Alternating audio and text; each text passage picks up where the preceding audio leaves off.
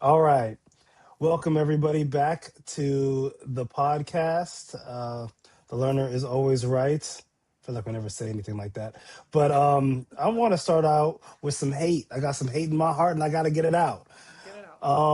So, somebody has decided to come up with a profile that's basically me, and they just have a underscore at the end of it. And they already had 68 followers at the time of the screen recording or screenshot. Great. I've been getting messages. I can't believe they did this. I low key feel like honored or Hmm. in some kind of way because it's like, oh, you care enough of, you think I'm doing well enough to, you know, You've made it. to mock me or mimic me. Yep. Thank you. Yep. But I reported them, so please, anybody who sees them, report them. I'm not making any new profiles. I'll let you know if that happens. But I messaged them like, "What the fuck you doing? Like, what's going on here?" Like, I It's new. reported them. Yeah, I mean, see, I took the screenshot. They had 68. By the time I messaged them, they had 72. It's wild. It's So, 78 now, as of the time of this recording. because my followers are going up because I've been consistent recently. So I guess and I don't know. Like you said it too. What does this do for them? Like I don't what, understand the what's the function. I point? really I don't. don't. Yeah. What? Why? And who is it? And I this leads me know. kind of. So Yeah. many Go ahead. questions. We should make our own version of Catfish, but like for ABA people and investigate. That would be amazing. For real. Because I have so many And questions. yeah. Like, I don't understand why. I don't get it. And I'm sure if anybody in the comments knows, please let us know. Um, If you are the but snooper, please expose yourself in the comments. Thank you. yeah, We have yeah. questions. We want you to come on and discuss this with Because us. as I think about it, maybe they're gonna try to use it and be like, excuse me, I'm Jared Van, Dr. Jared Van, and I can pay me and I'll, I don't know, help your child or something with whatever, or I'll give you advice. I don't know. What's the grips? Because I I don't. don't know. Yeah, I don't know.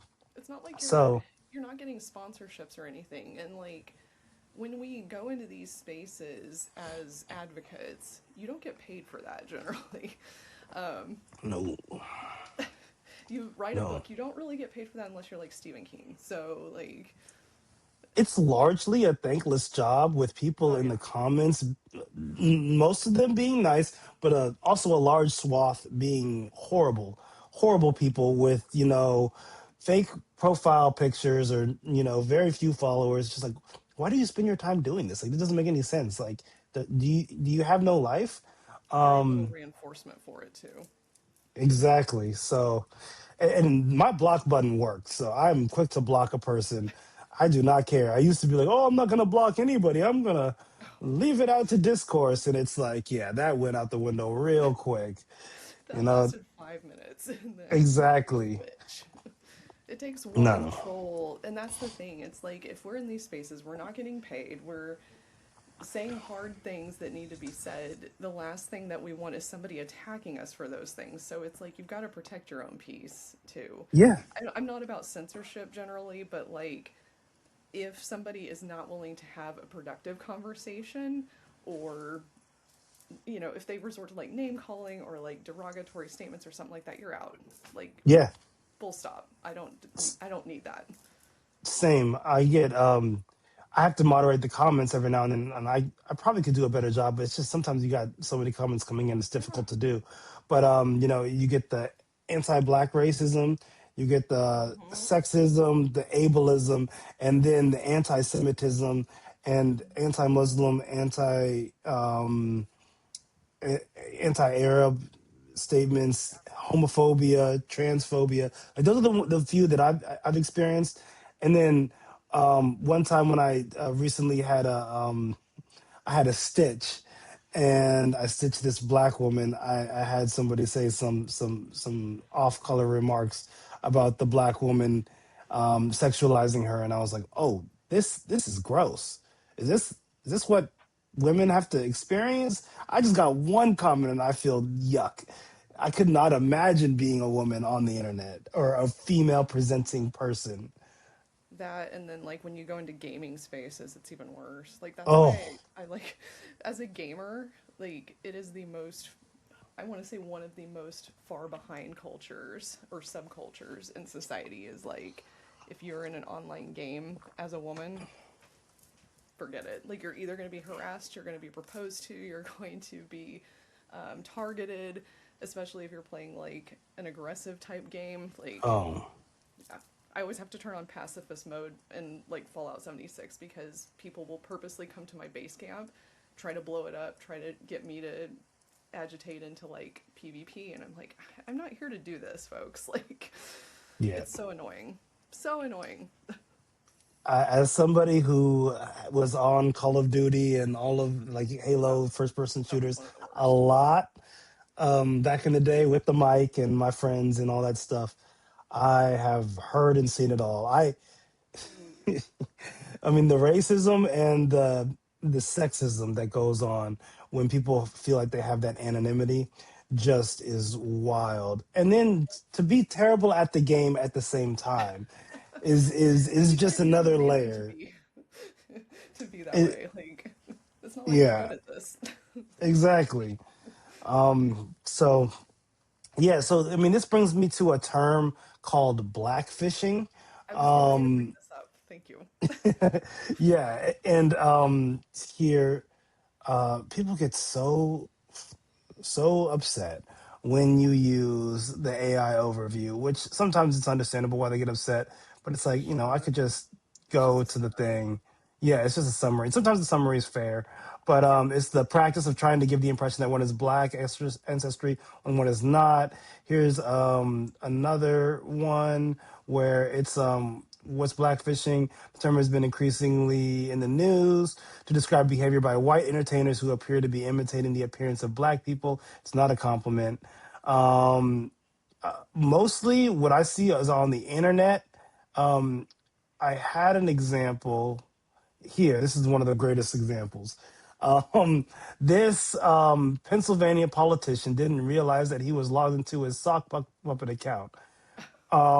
It wasn't, yeah. So I'm a black gay guy, and I can personally say that Obama did nothing for me. My life only changed a little bit, and it was for the worse. Everything is so much better under Trump, though. I feel respected, which I never do when Democrats are involved. So, I mean, like, this is just one example of something that happens far too often. Oh my god, that tweet. I just So, can't. I'm a black gay guy, and I can personally say, okay, yeah, yeah. okay, So, I mean, feel I just, respected. I hate it. I hate it. I hate it. I hate it here. I don't know why people can't leave us alone.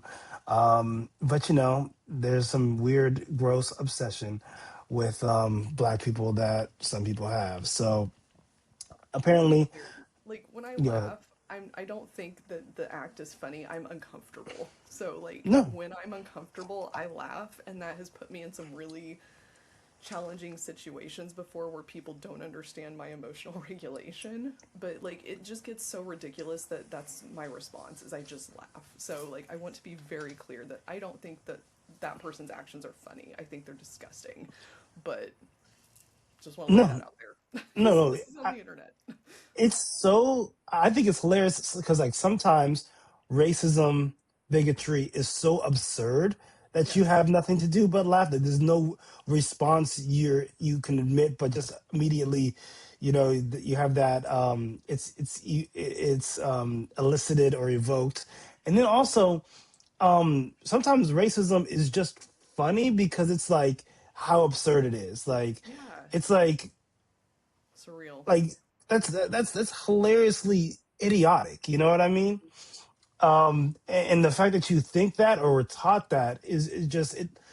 Like one of the most absurd things that I've heard is like in some places back in the South, black people weren't allowed to have vanilla ice cream.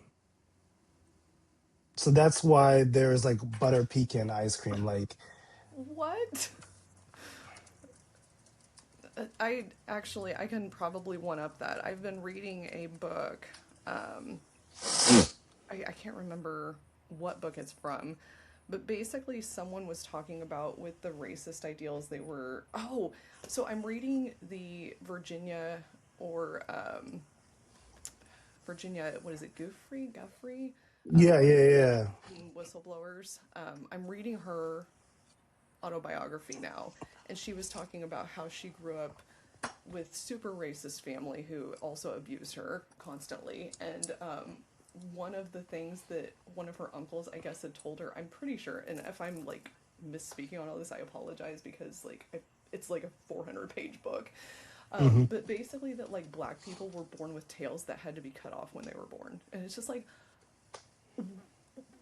how do you even get to that? Like, it's just ridiculous. Like, who believes this? Who came up with this nonsense? It's just Why? a another form of dehumanization, you know. It really is. It's so Um, gross and so unnecessary. I agree. This is the black people were denied vanilla ice cream in the Jim Crow South except on Independence Day. What? So, Independence Day. yeah. So, and then that's why, like, I think pecan ice cream or something like that became popular among black people. So, My God. racism is so stupid. It It's really just, is. you know, and I don't know. I was arguing with some bigot online, talking about he's like, nobody. He's like, nobody experienced the Jim Crow South stuff. That was so long ago. I'm like, that's literally my parents. Yeah. Like that's what they were born under. There's this like great quote by what's his name, Samuel L. Jackson, and he talks about growing up. Jim Crow was what all he knew. Like that's what he grew up in. That's what he lived under. So and then like also Donald Trump, same thing. Like he was like 18 by the time you He know. benefited from it. Yeah. So I mean, these things are definitely not that long ago. So No. it's yeah, basically that. It was like anytime we talk about some of these examples, I just feel the need to like go shower them off of me because I feel like they're gonna stick to me or something. It sounds so ridiculous, but it's just like I just need to cleanse because I don't want that. Like, just take the juju off of me. Yeah. It's just what the heck? What is wrong with people? Anyway, And yeah, that's just why I advocate for you're either racist or you're anti-racist. You're either racist and you're enacting or enabling racist behavior, policies, ideals to persist and to perpetuate, or you're actively combating it. It's either or. If you're not doing anything and you're quote unquote not racist, that means you're allowing it. You're allowing the behavior to be reinforced within the environment and not introducing any contingencies to prevent that from happening. So effectively, your passivity is enabling it. So if you want to be not racist, you have to be anti-racist, which means actively fighting against it. Argue with a wall if you feel otherwise. People don't read that. At least they don't read stuff that they need to be able to understand this to high levels of degree. Some white man is probably saying, "I feel X, Y, Z," and it's like it's not about what you feel. you've had your time. Okay, like sit back Yeah. and let other people feel now. Exactly. Yeah. Let's not center yourself in the anti-black racism, okay? No, God, it's the not all men statement. Like, oh my God, it's just Hmm. painful. And once again, it can apply to any demographic that you identify with. It doesn't necessarily have to just be race with the not all men or not all police or whatever comments Yep. that happen. It's just, ugh. Well, all lives matter. That's the other one. It's not just Oh Black Lives yeah. Matter. All lives matter. Okay, sure, Mm, sure. yeah. All lives can't matter until Black Lives Matter. So, bro, Amen. Amen to that. figure that out. But now that we've discussed some black pain, let's talk about some black Yes. joy. So over the weekend, I went to the Roots Picnic, which is a music festival in Philadelphia, which is put on by the band The Roots. That's where I got this hat. It's from Ken, Kin. It has Thank you. It has an inside is like satin, so it won't like mess up black hair. Um, I'm that's also a that's big a fan of thing. satin as somebody with not straight hair. Yeah, yeah, yeah, exactly. So saw amazing performances from um, from Jay Z, Erica Badu, The Roots, Black Thought, Ti, Kaylani, a whole Infinite Coles, who is super dope. He is black and queer, and his father is Ghostface Killer, who is from the Wu Tang Clan, and when he started wearing makeup and dressing differently, his father had big feelings. And I don't want to minimize Not in any the way. Yeah. yeah, exactly. It's like, the in the black community, being gay, openly gay, is difficult, and there's a lot of conservatism that comes from the black community. So he has a lot of good songs talking about, like, do you love me now? Will you show me to the crowd? Are you proud of me? Like, will you, like, will you see me? Will you acknowledge my presence and accept me? And I felt like that's really deep. You know what I mean? Cool. Yeah. So, and his music just slaps. So he could rap, he could sing. So I was watching him, and it was really interesting being a straight black male,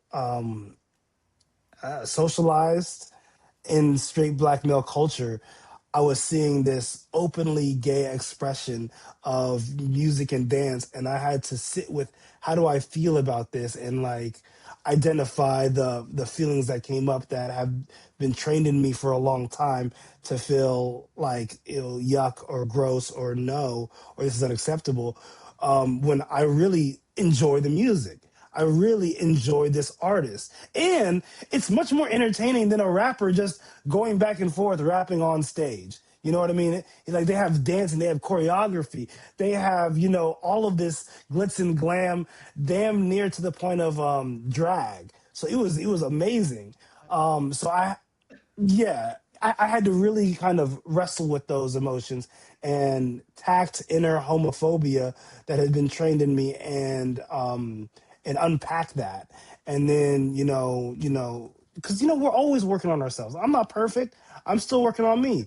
And those feelings, they came up, and I'm like, no, I like this music. I like this artist. So I was vibing, and I posted him on my story, and he reposted it. So, Oh, that's he awesome. yeah, he's super cool. I think that those are his pronouns. He doesn't have them in his bio, so I don't know what to say. And in Right. his music, in their music, I guess I could be safe by saying there, they don't.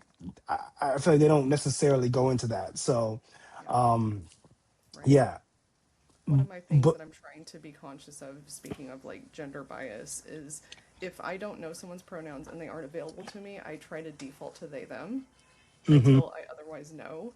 But I've also been kind of like criticized for doing that because I'm like putting something on somebody, but it's like I truly don't know. And yeah, so, like, is that the default? And so, if that's something that somebody knows about in the comments, I would love to have more insight on that. But that's what I've been defaulting to. But of course, if you're like bigoted about those things, then you're probably going to be offended if I say they, them about you. yeah, exactly. And I just then want to make everyone happy with their pronouns and gender identity. That's it.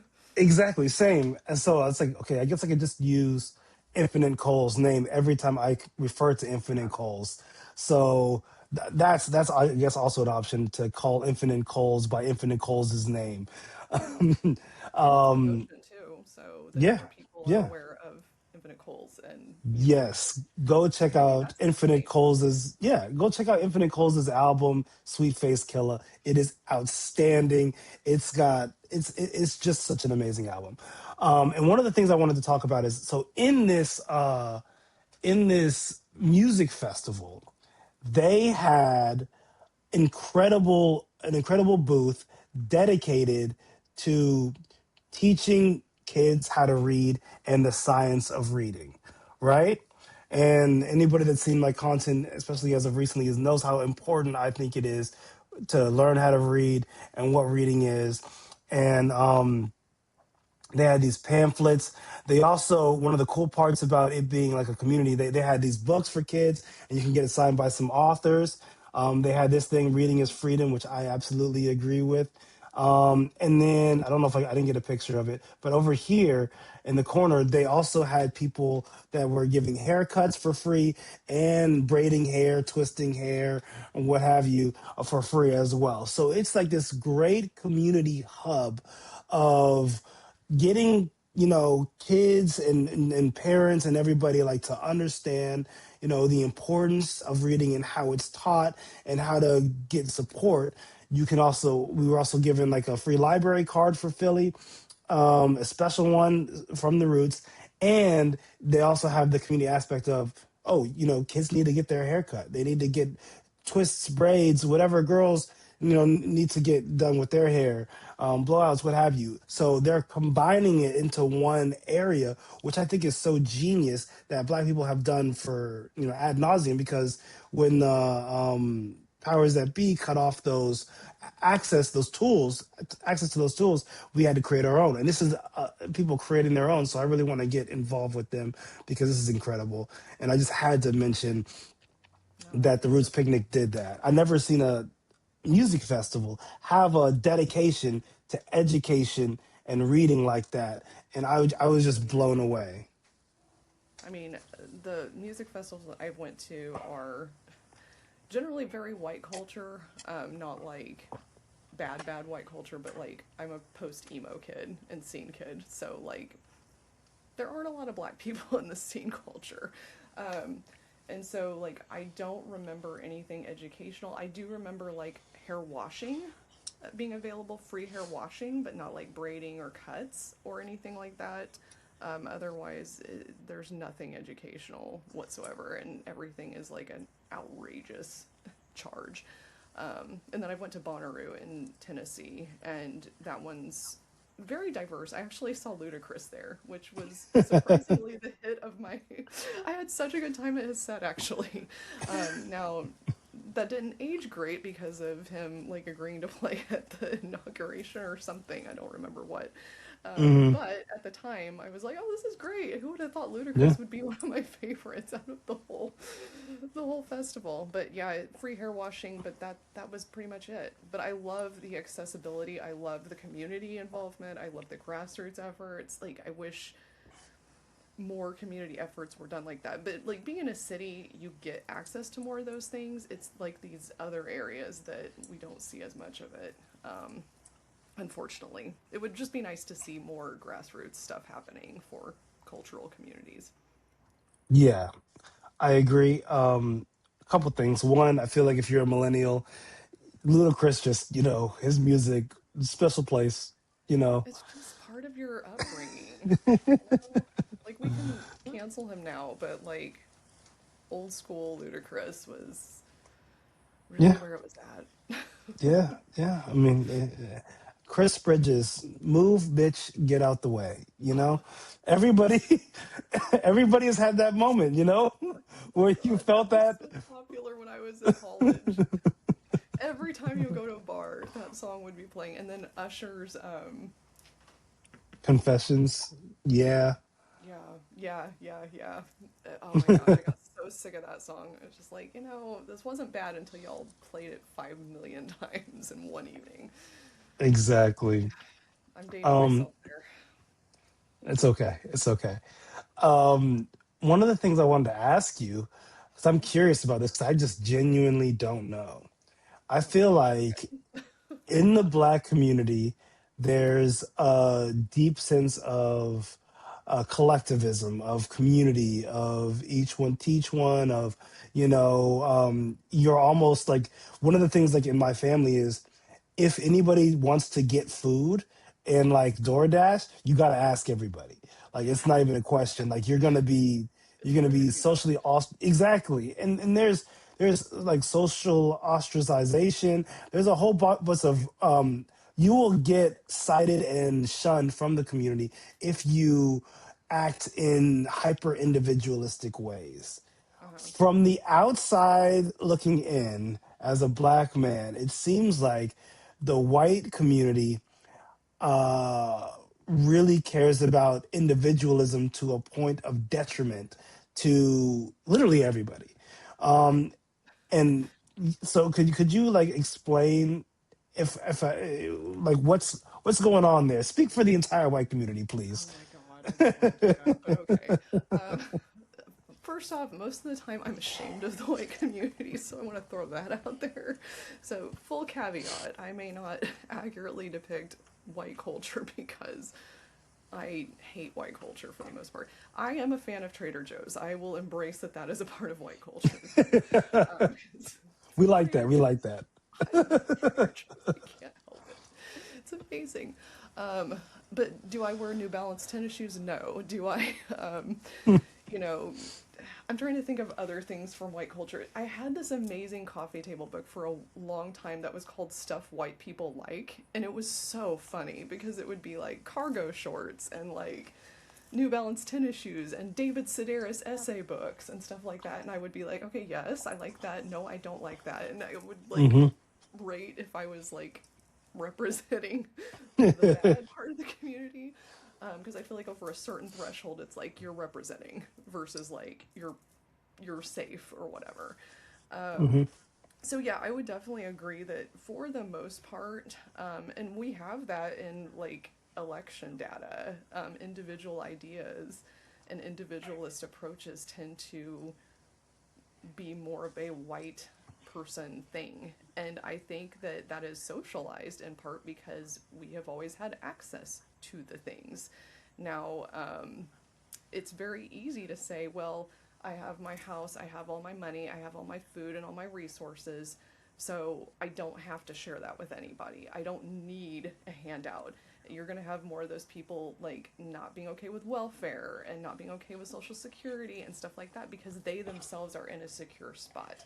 Now, if you've ever been on your ass, out of luck, out of a home, out of any sort of money to feed yourself or your family, you are going to be more likely to be in support of community versus individual individualism, I guess is the word I'm trying to Hmm. look for.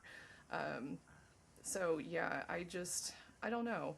But then again, like I've always felt like helping the greater good, even if I myself don't need it. It's like how I look at student loan forgiveness. Like, yeah, I paid off my student loans, but that doesn't mean I feel that everybody else should have to pay them off as well because I feel that it's an exploitive, terrible system that preys on the youth of America. So, Yeah. like, why would I want others to suffer just because I had to? That doesn't make sense to me. So I've always felt that way. I don't know what makes me different about that, but I'm Mm. really glad that I do feel that way because I don't believe in the whole every man for themselves nonsense. I think that's ridiculous. But it's definitely more of a thing with white communities and white people. So speaking as a white person, what's funny about the example that you brought up, I just find this so hilarious, the irony, because one of my exes was mixed race, half white, half black.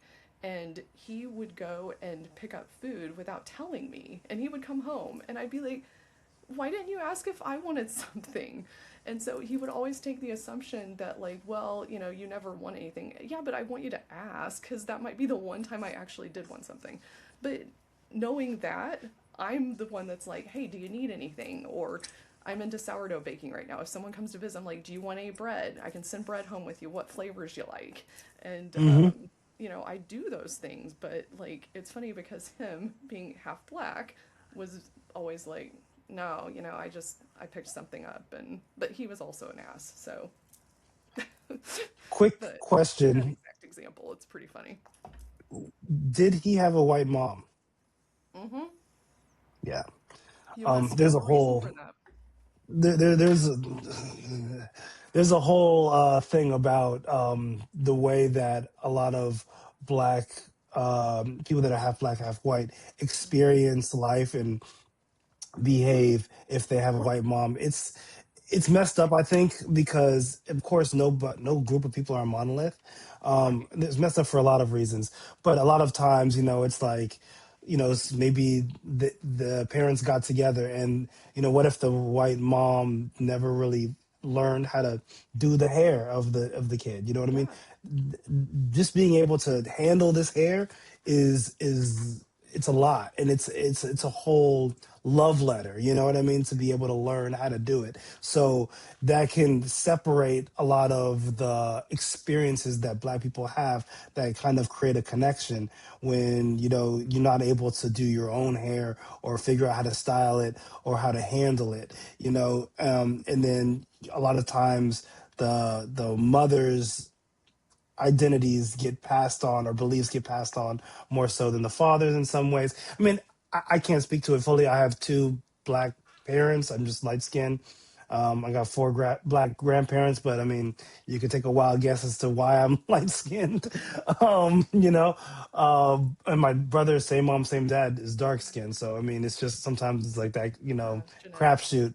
Exactly. So yeah, there's a whole thing. I don't want to speak too much on it just because I feel like they get more flack than they need to. The people that are half Black with the white mom, just because there's so many like different things like the colorism, texturism, a Yeah, whole bunch. So yeah, no, it's but anybody that's Black that was listening to you say that was like they probably got a white mom, and I had to that's ask so for them, funny. and now they're like, yep, I clocked that. And listener, Black listener, you did. If you got a white mom, Black dad, Just like if you're white and you were listening and I mentioned Trader Joe's, you were probably like, "Oh yeah, I love Trader Joe's." So yeah, yeah, exactly.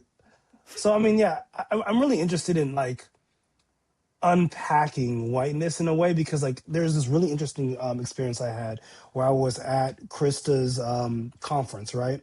And she was doing a talk, and one of her things was go ahead and ask the person next to you about their identity, right?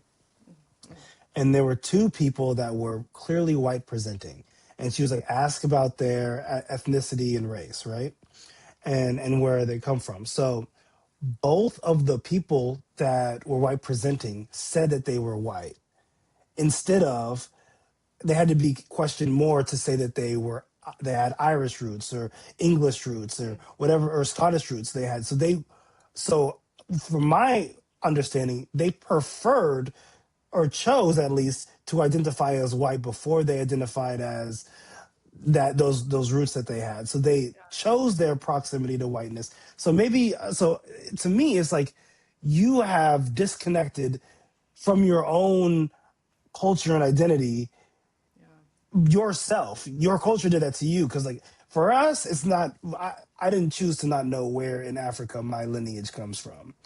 That's not my choice, but for whatever reason, the two white people in that room chose to distance themselves from their ancestry. Yeah.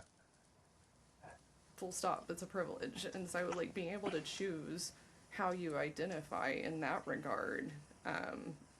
I see that as a luxury and something that can self preserve.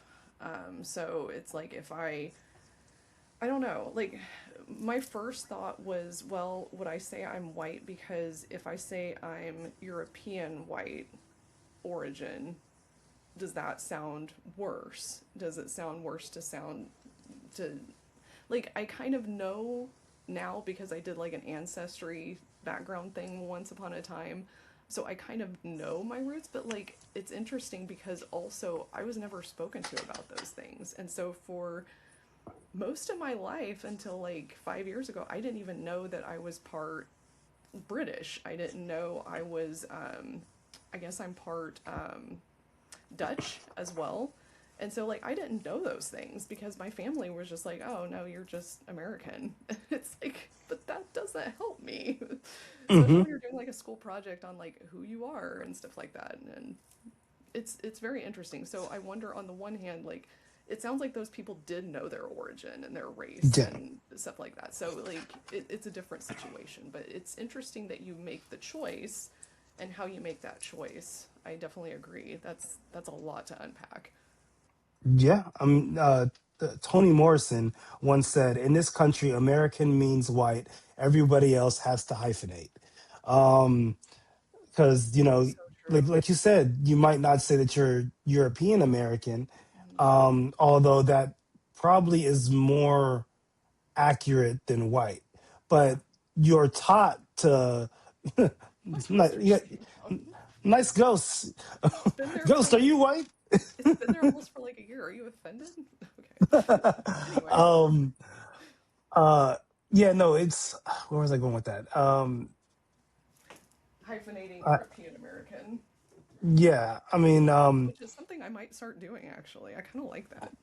yeah, I mean that's what a lot of black people have kind of started to do is like, and then interestingly enough, white people that I guess in this author says people that think that they're white will Mhm. say will get offended by that. There's a few ways you could offend. Like you could say, "Oh, you're European American." It's like, no, I'm white, or I'm just American.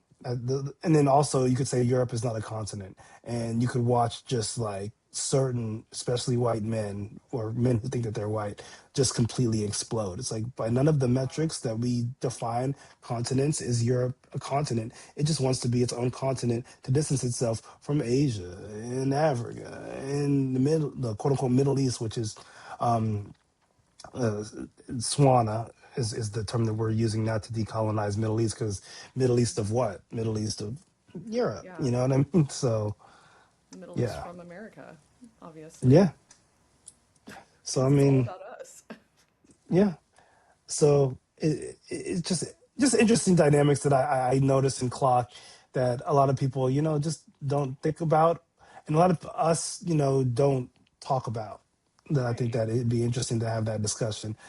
Have you ever heard of the podcast the necessary discussion podcast? I haven't actually. No. Okay, so they were popular on TikTok. I blocked them. Somehow they came back, I stronger. remember I this. think, yeah, it's like this son and his sister. They're both adults. The son had been in the army and come back, and the sister, so they're both like liberal Democrats at least. The son is at least clearly like maybe even closer to centrist, almost Republican. But the parents are super MAGA. They're super MAGA to the point of like they said some like horrendous stuff, right? Then the dad has to end up going to the hospital, and the bills are super high, and they're Right. experiencing a whole bunch of stuff.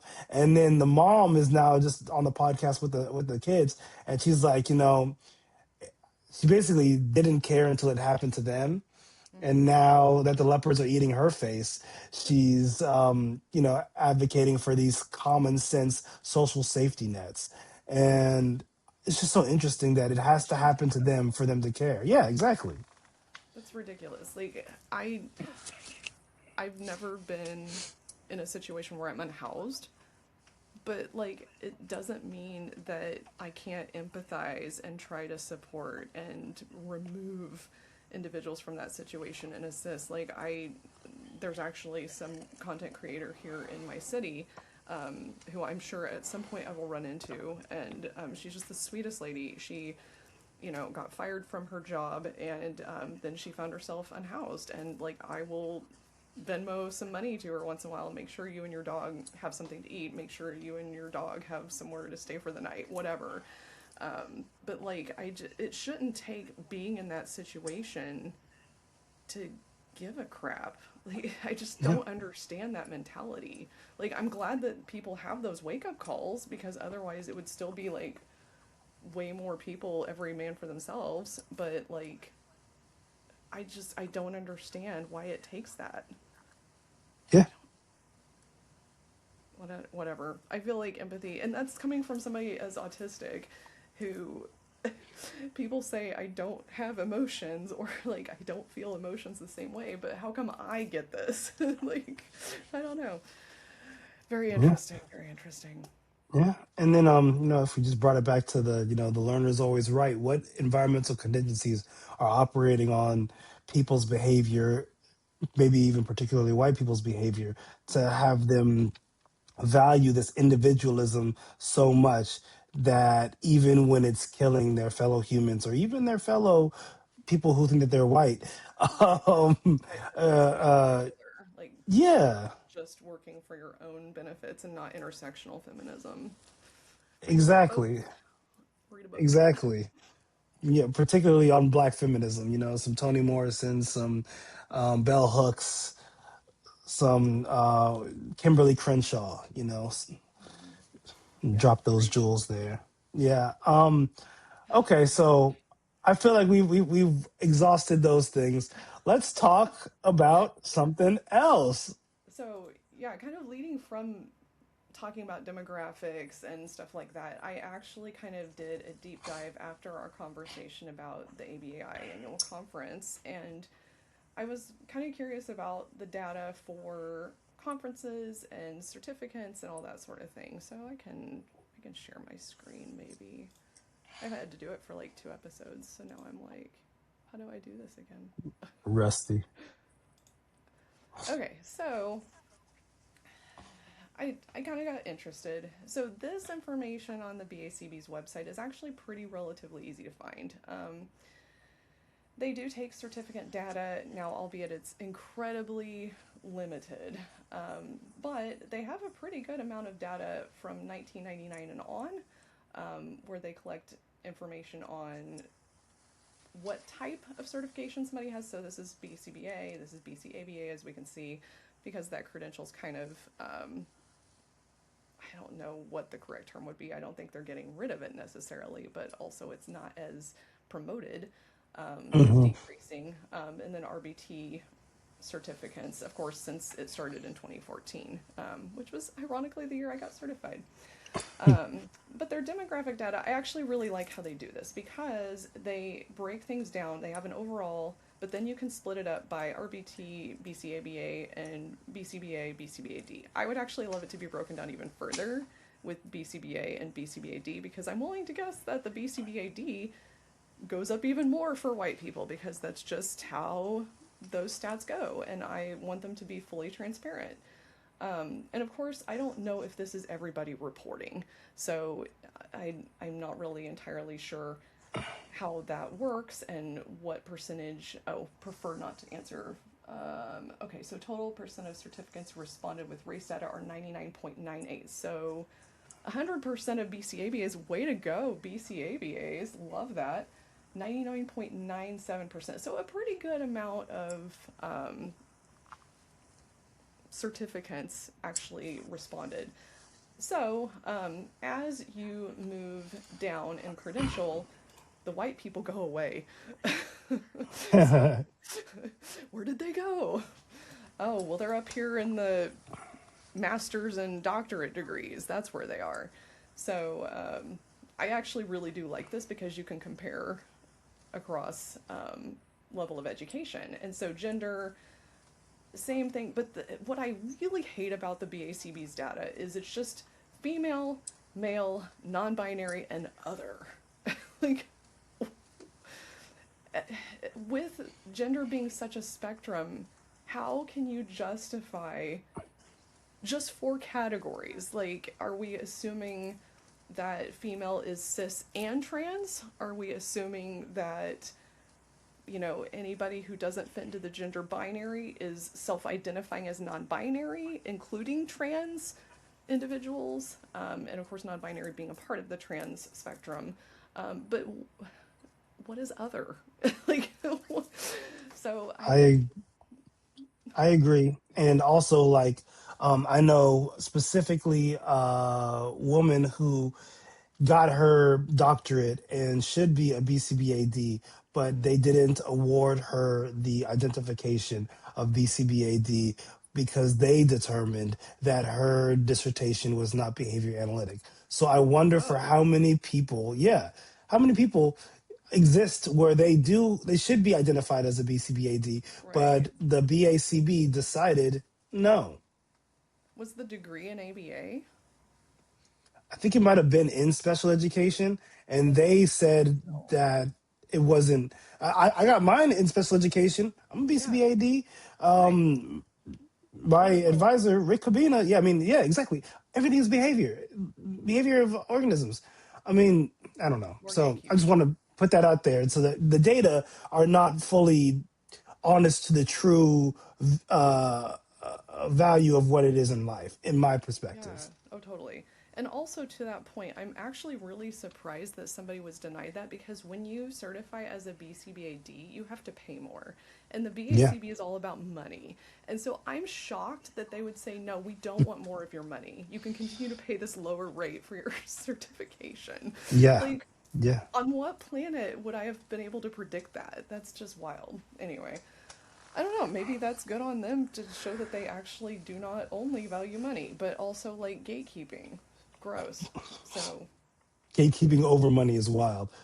gatekeeping over money, absolutely. Like, who would have thought that's where we would be in this conversation?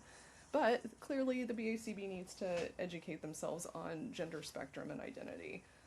Yep. And then they do demographics by age, which I don't really care about age. That doesn't affect me. I'm Yeah. more interested in gender. I'm more interested in race. I'm more interested in disability status because they don't take data on that. Neither does ABAI. Probably because we're scared to show that disabled people actually aren't predominantly in the Hmm. field because of gatekeeping and ableism. But then we take data on professional emphasis and, I mean, you can go and play around with it yourself. I just thought it would be interesting to point out the lack of gender data and the lack of disability status and whatever other demographics we could possibly use to help support. I would also love some sort of income Hmm. demographics. There are all sorts of areas that we are not looking at adequately that can give us a really good comprehensive picture of why, in particular, cultural humility is not valued within a lot of these spaces. To that, I started trying to compare the data demonstrated by the BACB with ABAI diversity data based on convention. Now, these are convention registrants, to be completely candid. Also, this information, if you try to find it, good luck to you because I finally was able to procure this information and I bookmarked it because it was that hard for me to find. And I know as soon as they update the website, it's going to go away and I'm going to have a hell of a time trying to find it again. But not great at transparency, ABAI. I need you to do better. So I will give ABAI this. They do a really good job of promoting different gender identities in the spectrum. So you can identify as androgynous and have a field. You could be gender fluid, cis female, cis male. There we go. Transgender. Now we just say transgender. We don't say transgender female, transgender male, non-binary, none of that. But this is a huge step compared to the BACB. The one that really makes me sad is the prefer not to answer, because it's pretty. Oh, it's the green, not the blue. This is cis male, of course. So prefer not to answer, and we did a Niraba video about this where I see this as twofold. One, I see it as a safety measure for individuals who may identify with non-conforming identities, but also, you know, people who, on the other hand, are against DEI and the fact that it's like, well, I shouldn't have to answer that. That's ridiculous. Why are you asking me if I'm androgynous or not? That's such an insult. Not me personally. I want to make it clear that because there's now a clip of me saying that, that's not how I feel about it. But like just to know that so many people, like 10 to 15 to 20% of people feel like they don't want to answer that is kind of like e I don't know. Do you have any thoughts on that? Am I on track? Am I off track? What do you think? I, as a cis male, I think that you're pretty on track from what I hear. And I do want to tell the audience, we are critiquing this, but critiques can create change, and we're also giving desirable alternatives. So this is what you do when you're at the highest levels of what you do. You Mm-hmm. critique, you provide feedback, and ABAI and the BACB, they can take it and change it, or they can leave it and keep it. It's up to them. But I think that what's going on here is exactly what you said, especially in the climate that we're in politically today. first of all, everything is political. Don't say, oh, you're trying to politicize it. Everything is political. If you don't feel like it is, then you have the benefit, the privilege to not have your identity politicized or any things. But literally, the streets that you drive on, to what things cost, to gas prices, everything is political. So the fact that people prefer not to answer, I think, is a response to the political condition and climate we're in. Because if we were in a time and a location and environment where people could be who they are freely without fear of prosecution or harm, then that number would significantly decrease, and then we would have the other identities significantly increase. But we can't have that because we have bigots. To that point, here's the race data. Here are the race data, I should say, Yeah. to build on that. Um, white women, we all knew that white women just predominantly make up the ABA field, yet shockingly enough, white women aren't predominantly in the conversation spaces for conferences and everything. But to that, I will say that there's like a decreasing trend here of white people, which is increasing a little bit with the other groups that we have represented here, but it's still not enough representation that actually matches some of the percentages reported by the BACB. And so, ABAI in particular is a very, given this information, it's a very echo chambery looking conference. Like if I had never been, I would say, ooh, I don't know that I want to go there because I'm not going to hear diverse voices. I'm only going to be listening to people who look like me, but who may not be disabled because we don't have information on that, talking Hmm. for us and talking about us. And like, I don't know. It just gives me a lot of ick. We could just do better. Yeah. I think that real quick about the race and ethnicity section, you really need to disaggregate that data or Yeah. those data, because Latine, Hispanic is super general, right? Yeah. And it combines a whole lot of people from a whole lot of different places around the world. The same with Asian Pacific Islander, like that. I mean, what about East Asian versus South Asian versus Southeast Asian? Like, totally different cultures, and to lump them all into one, like they did with Latina and Hispanic, is low key offensive. The same with Black or African, and then white just being white. You know what I mean? It's like wherever you are on the in the world, you can be from the other side of the world. You're white. You know what I mean? Yeah. It's not even trying to be like, hey, white, European, white. No, it's just you're white. We're just gonna lump all of you all into the same because you're all the same, right? So I mean, that Don't look is for your toes. super. Yeah, exactly.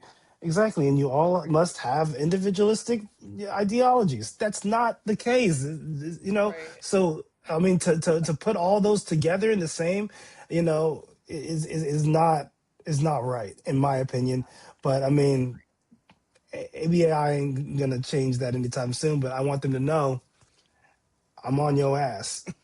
We are watching. I will say that the prefer not to answer did decrease over time, so that is nice. So Hmm. maybe that's positive, but I I don't know. This really doesn't seem it.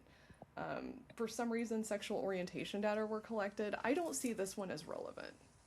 I mean, it's Yeah. another demographic, but also like, why do I care if someone is pansexual attending ABAI? Does that, well, I mean, I guess with the identities and like marginalized communities, like being pansexual, for instance, sure. But this doesn't tell me it's a safe space. This tells me it's an unsafe space. I don't Yeah. I know. mean, I think it's one, it's Pride Month. So shout out to that. Oh, yeah. I Two, totally forgot. Yeah. Happy Pride Month. two, I think that it has to be seen. Mm-hmm. Um, That's a good point. I can't speak for the community, but I think that I fear it could put them more in harm by sharing these data. The same I with the slide below. You know what I mean? You're going right. to get there, of course, but those two in particular, I feel like it can harm them more, to make them more visible, because then they can become targets. that's kind of what my first thought was. Ooh, not because like it's offensive to me, but because I have people of all walks of life in my life, and part of my understanding of their existence is protection and safety and trying to maintain that safety and protection. And so, like, this kind of more or less outs people that, I mean, granted, if they're self identifying, because that prefer not to answer is obviously much higher. Those who do, though, I just, yeah, that was my first thought was safety.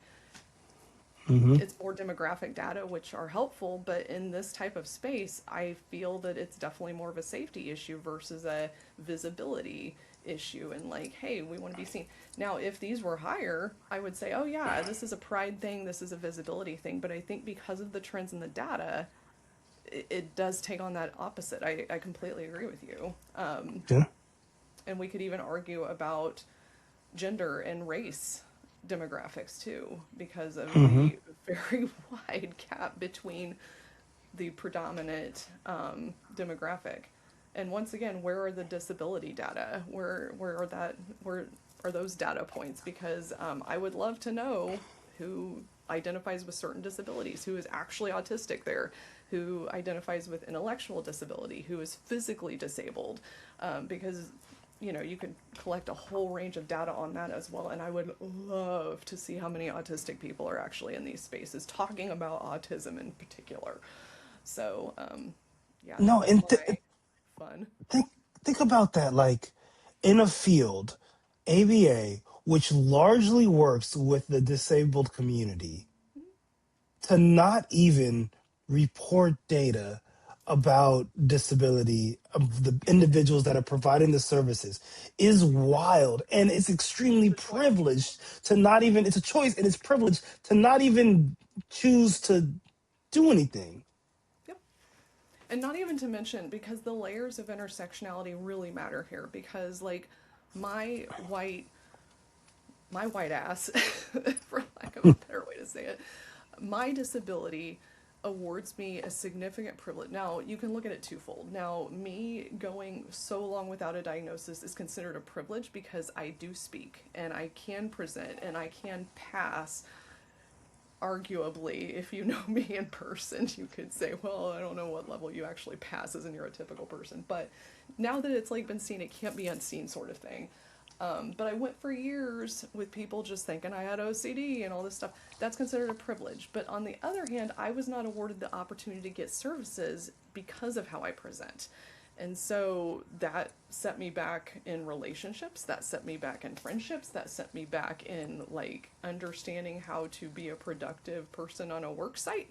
Um, Hmm. and so, yeah, arguably there are many issues, but my issues are not the same as a black woman autistic person.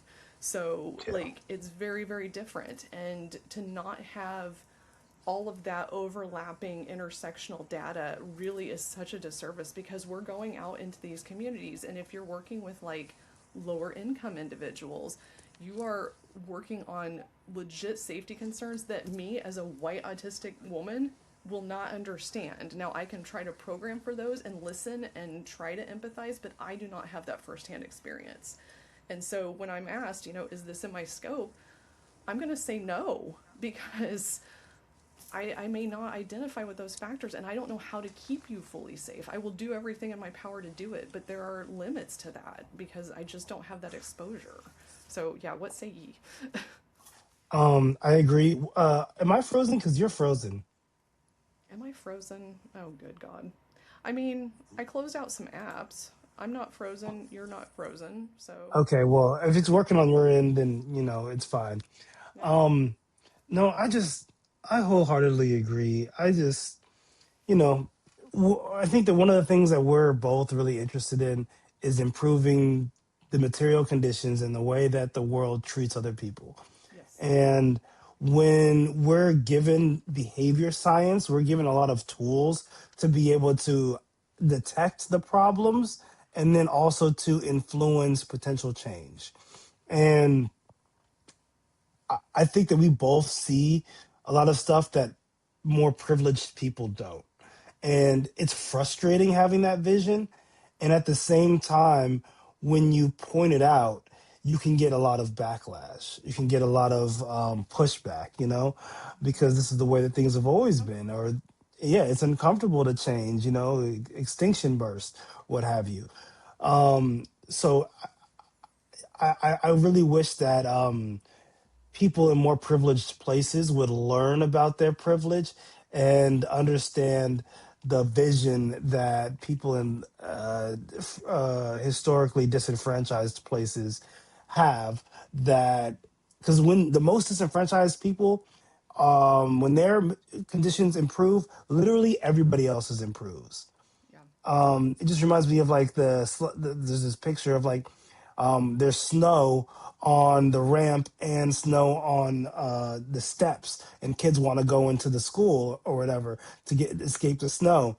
And then the guy is like shoveling the steps, and he's like, "I'll get to the ramp after I get to the steps."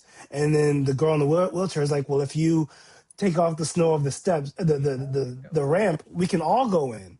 You Right. know, so So it's a perfect example of how when you provide equity to the most disenfranchised, it helps everybody.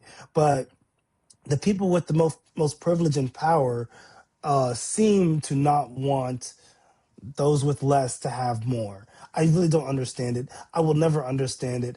no. Sometimes I try to understand it, but I fall short, and I'm like, what's the way to fix the world, and can we live amongst these these ghouls? You know what I mean?